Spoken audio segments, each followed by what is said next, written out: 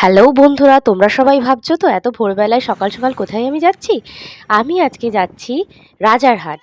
আসলে রাজারহাটে আমার ছেলে যে স্কুলে পড়ে সেই স্কুলের ফাংশনটা, অ্যানুয়াল ফাংশনটা আর অ্যানুয়াল স্পোর্টসটা ওখানেই সেলিব্রেট হচ্ছে।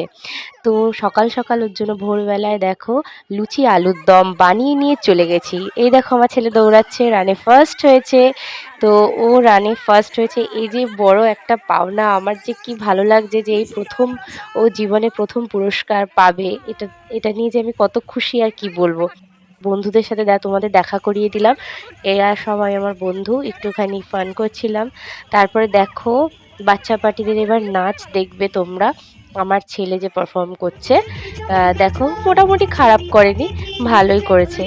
এইবার দেখো আমার ছেলে প্রাইজ ডিস্ট্রিবিউশন সেরিমনিতে প্রাইজ নিচ্ছে ম্যামের কাছ থেকে। তো বন্ধুরা, আজকে সারাদিনটা বেশ ভালোই কাটলো, খাওয়া দাওয়া মজা হই হুল্লোড়ের মাধ্যমে। টাটা।